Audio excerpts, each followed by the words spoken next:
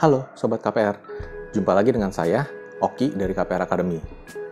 Pada tema kali ini kita akan bahas tentang beli rumah saat resesi. Bijakkah? Nah, konon kalau lagi resesi itu, kan katanya cash is king, atau uang tunai itu adalah rajanya gitu loh. Jadi kalau lagi kita ngadepin masa-masa resesi, itu sebaiknya kita harus jaga cash flow kita sebaik mungkin gitu. Jadi uang kas itu sebaik mungkin kita jaga tuh, menghemat sebisa mungkin dan melakukan pengaturan keuangan dengan sebaik mungkin sehingga kita bisa melalui masa-masa resesi itu juga dengan lebih baik gitu. Nah, cuma kaitannya kalau misalnya ada orang nih yang udah mau beli rumah, nah ini gimana gitu? Terus tiba-tiba ketemu resesi, apakah baiknya ditunda saja atau bagaimana? Gitu. Nah, untuk menjawab pertanyaan ini kita mesti lihat lebih dalam dulu. Sebenarnya resesi itu apa sih? Nah, kalau dari ilmu ekonomi, itu yang judulnya resesi, itu sebenarnya adalah keadaan di mana pertumbuhan ekonomi itu sedang mengalami kontraksi atau minus selama 2 kuartal berturut-turut gitu.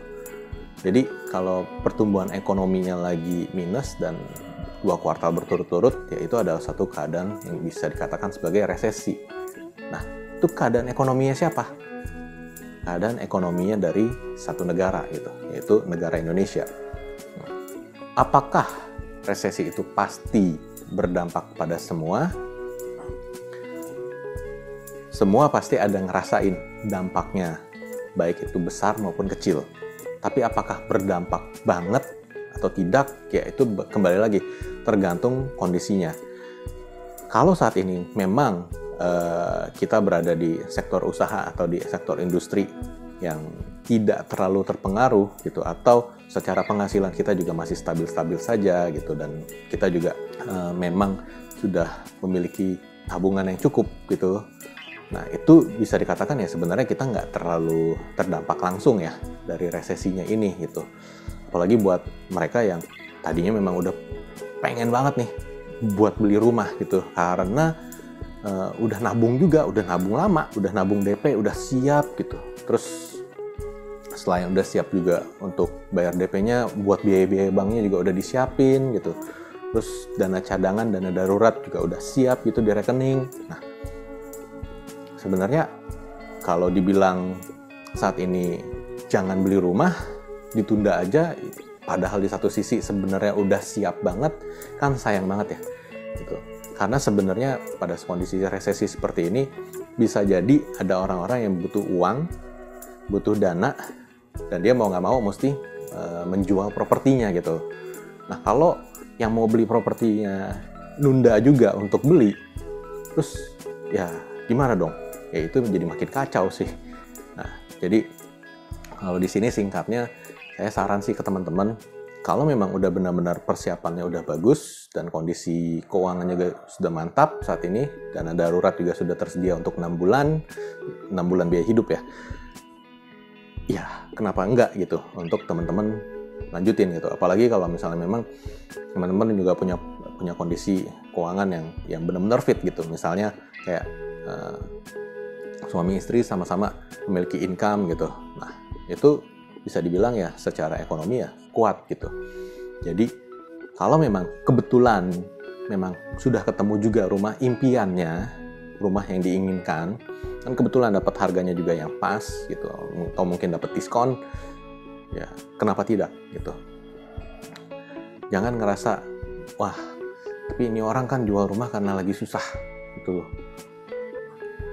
Saya beli nggak ya? Nah, kalau mulai maju mundur di situ, yang penting pastikan saja ke penjualnya, memang serius kan mau jual dengan harga segini gitu. Dan jangan ditekan lagi. Misalnya kita juga udah tahu rumah nih di kisaran daerah sini nih, kira-kira harganya sekian gitu. Terus ini udah diskon nih, diskonnya 15-20% gitu. Kita udah tahu gitu bahwa wah ini turun nih, dia lagi butuh uang banget nih buat bisa jual rumahnya. Terus tapi beli nggak ya? Nanti kalau misalnya ini nggak enak hati juga sama dia gitu. ya jangan gitu juga gitu. Kalau intinya kalau misalnya dia memang udah siap jual dengan harga segitu dan sepanjang legalitasnya memang sesuai gitu, ya mengapa tidak gitu. Karena balik lagi kan, satu transaksi itu bisa terjadi dikala ada kesepakatan antara kedua belah pihak, yaitu pihak penjual maupun pembeli. Jadi jangan khawatir gitu. Yang kamu lakukan justru dengan membeli rumah yang dia jual itu juga justru sebenarnya kamu membantu dia gitu. Karena kembali lagi ya, kalau dia nggak ada kebutuhan uang, ya mungkin dia nggak akan jual rumahnya gitu.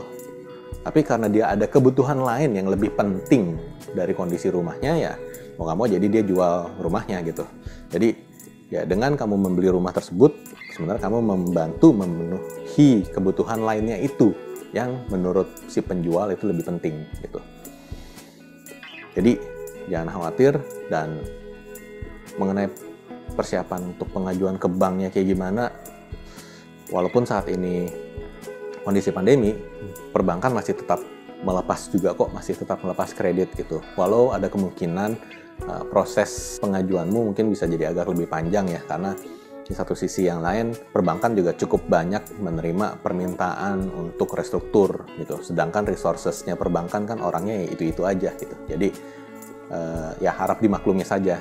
Tapi yang terpenting kan kalau memang persiapanmu sudah siap banget untuk beli rumah dan ketemu rumah yang pas, mengapa tidak gitu. Oke, sekian saja dulu untuk pembahasan kali ini. Semoga bisa bermanfaat buat teman-teman. Kalau teman-teman suka dengan video ini, jangan lupa klik subscribe dan klik tombol lonceng supaya nanti teman-teman bisa terupdate segera kalau ada video baru dari KPR Academy. Oke, sampai jumpa di episode berikutnya.